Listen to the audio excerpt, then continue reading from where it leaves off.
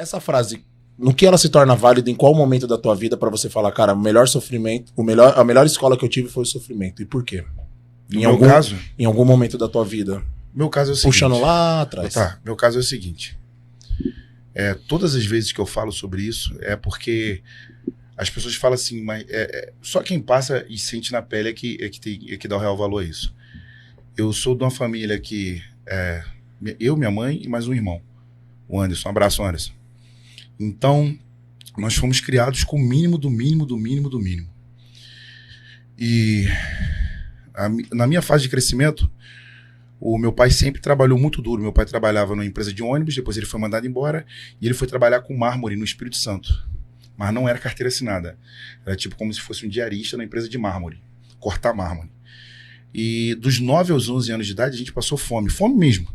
A minha mãe botava a gente para dormir, porque ela achava que o sono engana a fome. Então a gente dormia 3, 4 horas da tarde. Quando dava 6 horas, a gente ia pra casa no coleguinha da gente, as tintas manchete, né? Passava os desenhos, Cavaleiro do Zodíaco, esses desenhos. Jiraya. Aí eu chegava no portão desse colega aí, meu irmão, e eu lembro até hoje, tinha uma escada e tinha sala. E a gente ficava lá do portão vendo o Cavaleiro do Zodíaco, porque a gente não tinha televisão e ele tinha televisão.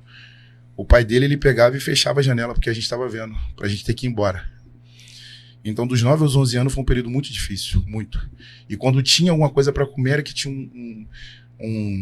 uns donos de mercearia que davam 1 quilo de arroz, 1 quilo, qualquer coisa, porque via que a necessidade era tão grande com 2 filhos, ela tinha que, de alguma forma, ajudar. Desculpa. Passando isso, a gente foi morar em Salvador, porque meu pai foi para Salvador tentar a vida em Salvador, a gente era tipo nômade, né? Não tinha um lugar certo. Quando a gente foi morar em Salvador, a gente ficava num quarto. Minha tia tinha um restaurante, mas a gente ficava num quarto. E minha mãe trabalhava no restaurante, e em troca da gente morar nesse quarto, a gente comia as sobras do que sobrava do buffet do restaurante durante o dia e limpava o cocô do cachorro. Era a forma da gente viver. No quarto era um beliche, aqui, onde dormia minha mãe embaixo, meu pai em cima, e aí meu irmão a gente dormia num colchonete no chãozinho aqui. Voltamos pro Rio de Janeiro. Meu pai conseguiu juntar um dinheiro e ele comprou um Monza.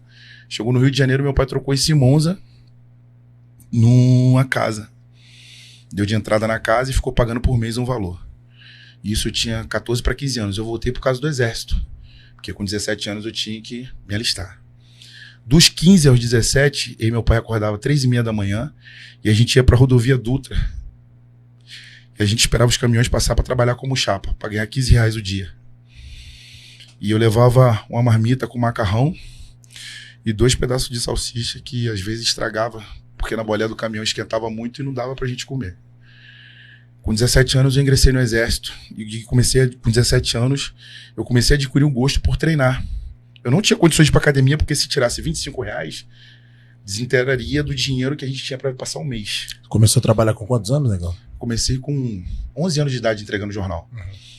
E desintegraria esse dinheiro. Então, 17 anos, o que eu fazia? Tinha uma barra e uma paralela na praça do lado da minha casa.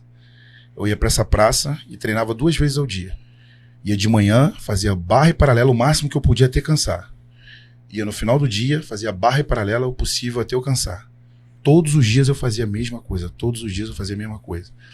Com 17 anos para 18, eu consegui umas latas de tinta souvenir e consegui meio saco de cimento. Então eu comecei a construir pesos de cimento. Eu até botei o nome da academia de Mauá, porque a gente construiu os pezinhos de concreto e eu chamava meus colegas para treinar no fundo lá da minha casa. Enquanto um fazia um supino, o outro fazia rosca concentrada, porque só tinha 2 pesos. E isso eram uns 10 garotos. Com 18 anos eu ingressei na vida militar, no exército. E aí, com o meu primeiro salário, eu fui lá e paguei a academia. De lá pra cá, eu nunca mais parei de treinar. Quando eu saí do exército, eu estava com 25 anos de idade. Eu saí do exército sem perspectiva nenhuma, sem saber o que fazer. E nisso, todas as pessoas da onde a gente morava, e é onde a gente mora até hoje, falavam que eu e meu irmão a gente seria bandido.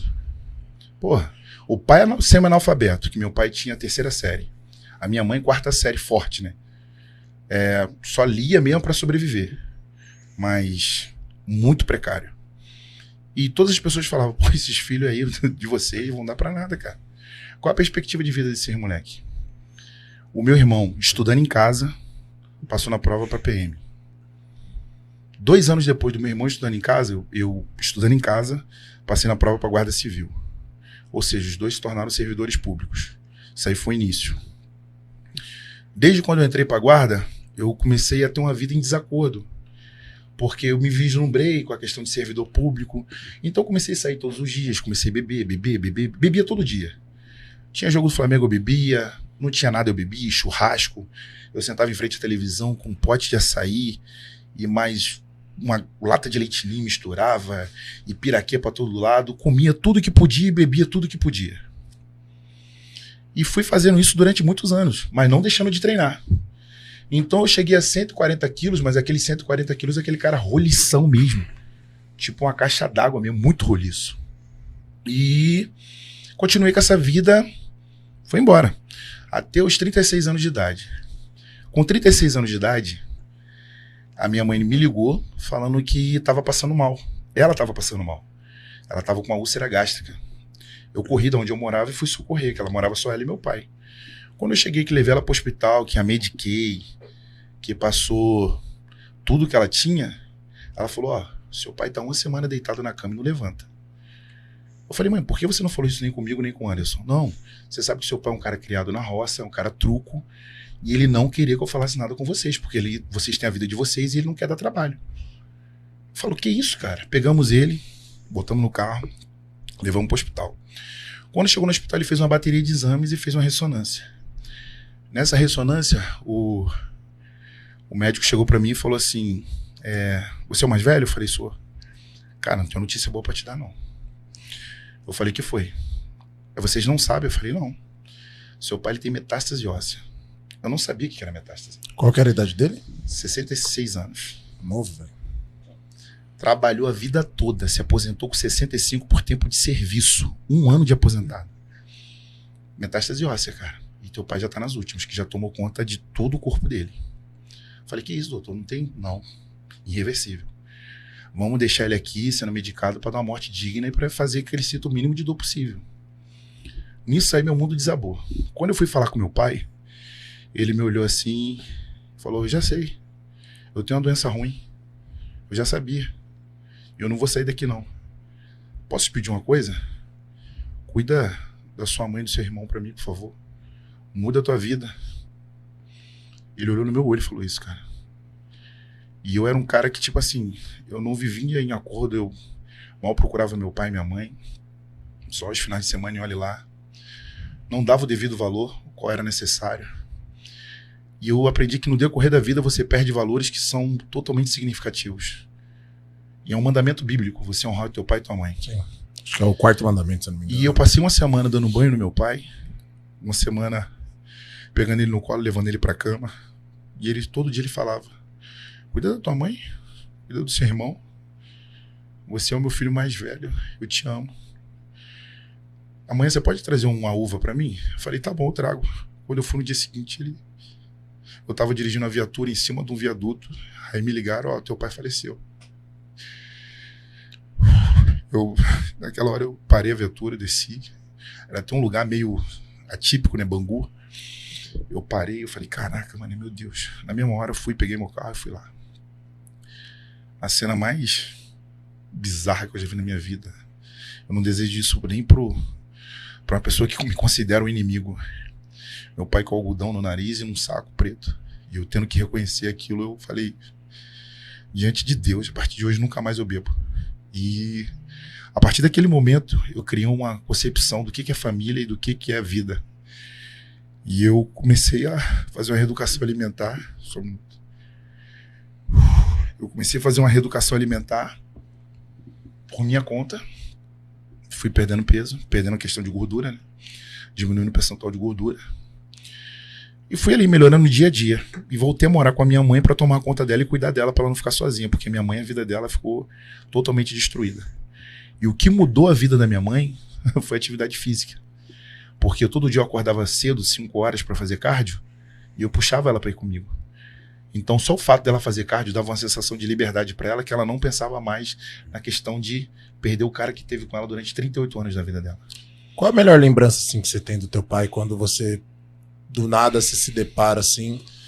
Aí vem aquela coisa na cabeça e você abre um sorriso assim, espontâneo. Cara, eu vou te falar meu primeiro campeonato.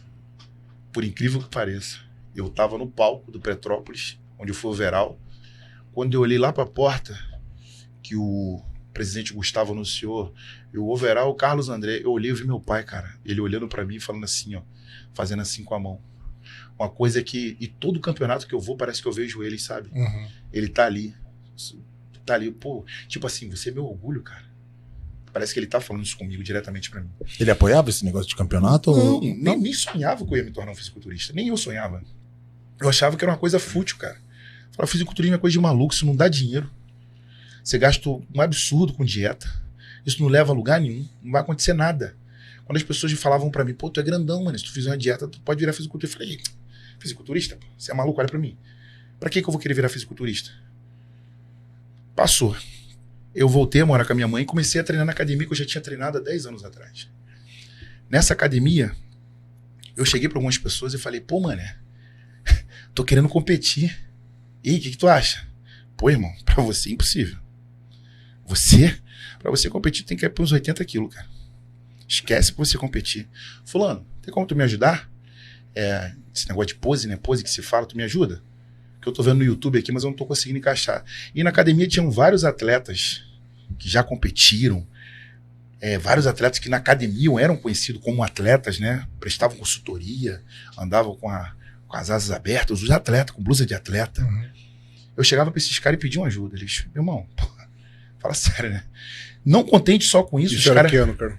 Hã? Isso era que ano? Isso foi agora. Agora não, né? Isso foi em outubro de 2021. Aí, não contente com isso, os caras pegavam, faziam grupinhos e ficavam me zombando de mim. Pô, tu viu o caixa d'água lá? Cara, maluco todo inchado, mano. Shape ridículo, quer competir, pô. Esse maluco vai chegar onde, cara? A gente, porra, dá um duro danado do maluco, porra, do dia pra noite vai competir. Passou-se um tempo, um cara me viu fazendo cardio. Falou assim, irmão, posso te levar num amigo meu pra você fazer pra ver se ele aceita fazer um trabalho contigo? Eu falei, vamos lá. Felipe Ribura, o nome do treinador, meu primeiro treinador. O cara me levou na academia dele. Olha esse cara aqui, Ribura. Aí mandou tirar a camisa, tirei a calça. Posa aí, faz um duplo bíceps aí. Eu fiz ele. Irmão, vou te ajudar. O cara foi e me ajudou em 2 meses, me finalizou. Eu fui lá no Rio tem a Federação Abraf, né? Uhum. Competi na Abraf, dia 21 de novembro de 2021, meu primeiro campeonato. Fui overall. Quando eu cheguei na academia, os caras... Braf, né? Olha o nível do campeonato. Show. Fui pro segundo campeonato da Braf, Champion. De novo, campeão. Aí os caras... mas também, né? Porra. Competiu com ninguém. Porra, Braf. Sempre assim. Aí quando foi de agora, em março, né? No dia 19 de março, eu competi meu primeiro Muscle Contest. Lá no Rio de Janeiro. Primeiro do Rio de Janeiro, né? Fui lá e fui campeão. Aí os caras, pô, regional do Rio de Janeiro, né? Qualquer um vai. Porra, é atleta da Braf melhorado, pô. Mas as pessoas nunca vão te dar o devido valor. Esquece. Não vão. Por quê? Às vezes a pessoa, ela olha teus stories, ela te acompanha, ela não curte nada. Mas ela tá te acompanhando, que ela quer ver o teu processo, e a hora que você vai falar assim, caraca, hoje eu tô desanimado, hoje pra mim não vai dar. Elas estão contando com a sua derrota. Só que, infelizmente, Deus é tão bom que elas vão ficar frustradas pro resto da vida, que isso não vai acontecer.